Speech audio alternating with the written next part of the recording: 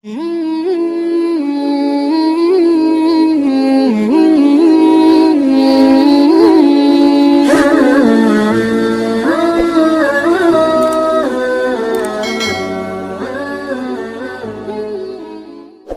dalam ayat ini qul la ajidu fima uhiya ilayya muharraman. Katakan wahai Rasulullah Muhammad, saya tidak mendapati daripada apa yang diwahyukan oleh Allah kepada saya perkara-perkara yang diharamkan, yakni al-asl fi ta'am halal, yang dasar pada pemakanan itu secara menyeluruhnya, secara amnya adalah halal dasarnya, kecuali ada beberapa perkara yang diharamkan. Maksudnya ada kebanyakan makanan itu dasarnya hukumnya adalah halal. Berbandingkan makanan yang diharamkan, lebih banyak yang halal berbandingkan kepada yang haram. Oleh karena kebanyakan makanan itu hukumnya halal, maka dikatakan dasar pada makanan ini adalah halal, karena kebanyakannya adalah halal, kecuali ada beberapa perkara yang diharamkan. Seperti apa? An yakuna maitatan, bila mana makanan itu adalah daging bangkai. Apa bangkai itu? Bangkai adalah binatang yang mati bukan disembelih karena Allah, bukan disembelih karena Allah SWT, atas nama berhala, atas nama api, sama awal hasil atas nama sesiapa saja yang bukan bukan karena Allah Subhanahu wa taala. Sembelihan itu mesti didasari dengan karena Allah, disebabkan oleh karena penyembelihan itu adalah mematikan binatang yang hidup. Yang berhak untuk mematikan adalah Allah. Maka ketika seorang menyembelih hendak menyebut nama Allah, karena Allah yang beri kehidupan, Allah juga yang berhak untuk menarik kehidupan itu daripada binatang. Oleh sebab itu bila mana menyembelih hendaklah menyebut nama Allah Subhanahu wa taala. Dan ayat-ayat yang lain sebelum ini mengatakan jangan kamu makan binatang yang disembelih bukan karena Allah Subhanahu wa taala, tapi makanlah makanan yang disembelih karena Allah Subhanahu wa taala. Maka dengan demikian perbezaan daripada penyembelihan, orangnya mungkin sama yang menyembelih, tapi kalau niat penyembelihan itu beza, maka niat itu yang membezakan makanan tadi halal ataupun haram, bergantung kepada nawaitu orang yang menyembelihnya tadi untuk apa. Illa an yakuna maitatan, yakni bila mana bangkai maka haram.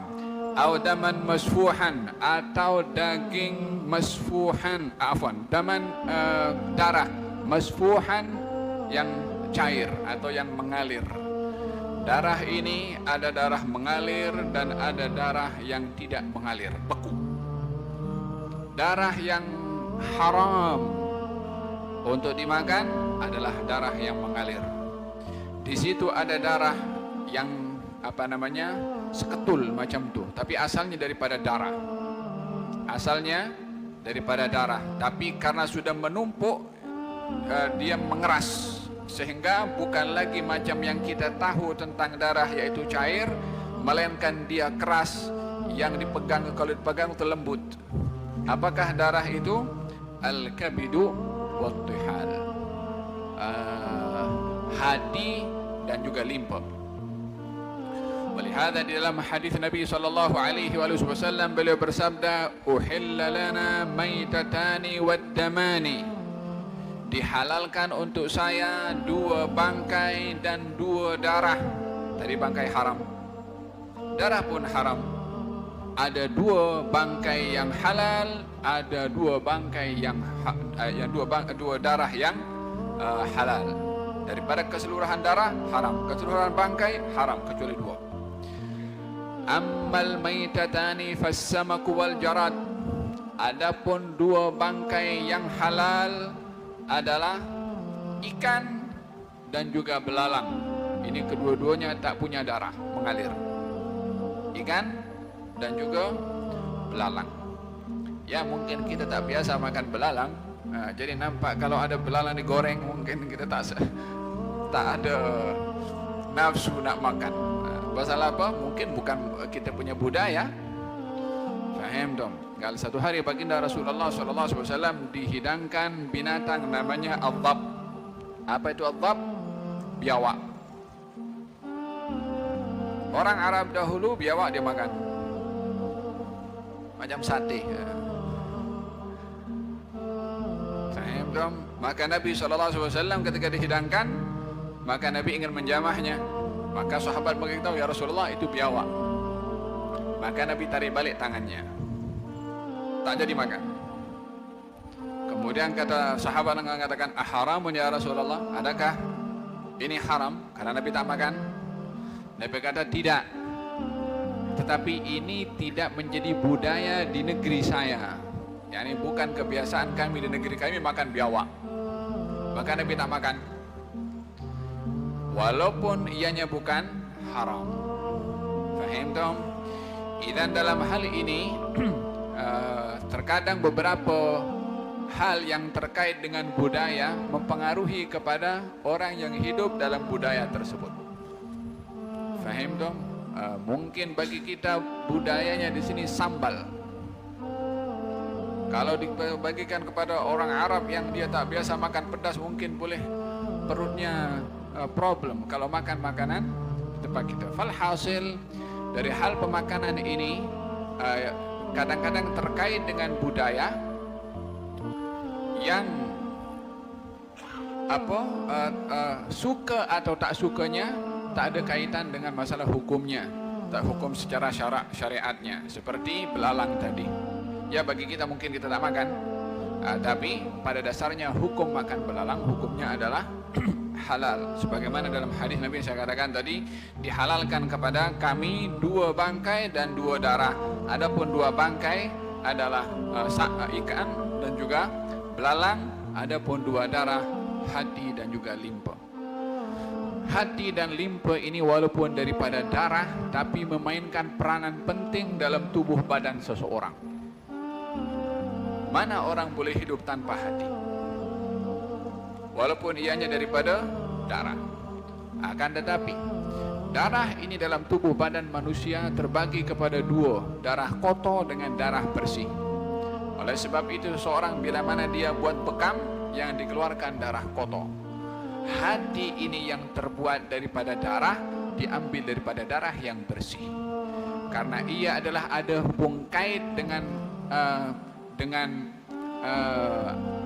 dengan rahasia Allah yang diletakkan dalam tubuh badan manusia daripada ruh dan sifat kepada hati. Hati yang ada dalam badan ini potongan daripada macam nampak daging macam tu, tapi ada sifat yang di situ seseorang merasa sedih, merasa gembira, khusyuk, semua adalah ada kaitan dengan kerohanian yang ada hubung kait dengan hati seseorang dalam tubuh badannya. Dan di antara hal yang diharamkan adalah daman masfuhan, darah yang mengalir. Oleh sebab itu disebutkan darah yang mengalir. Au lahma khinzirin, atau daging babi. Daging babi di sini oleh karena kebiasaan daripada makanan daripada binatang yang dimakan dagingnya, maka secara khusus di sini diharamkan, disebutkan adalah dagingnya, walaupun bukan yang dimaksudkan yang haram hanya daging sahaja. Ini termasuk bahagian daripada zikrul juz'i, menyebutkan sebahagian walaupun yang dimaksudkan adalah al-kul secara keseluruhan, ya. Yang disebutkan daging tapi yang dimaksudkan adalah secara keseluruhan. Fa innahu rijsun, kesemua itu bangkai, darah, daging babi adalah rijsun, kotor, najis, atau fisqan uhilla li ghairillah, atau binatang yang penyembelihannya selain Allah, maka itu juga perbuatan fasik dan ianya adalah hukumnya haram. Faham tom? Dengan demikian kita melihat bagaimana kesan daripada orang yang menyembelih kepada binatang yang disembelih antara halal dan juga haramnya. Faman ittara ghaira baghin wala 'adin fa inna rabbaka ghafurur rahim. Tetapi bagi mereka yang berada dalam keadaan darurah, maka diperbolehkan makan makanan tersebut dengan tidak melampaui batas, dengan tidak melampaui batas.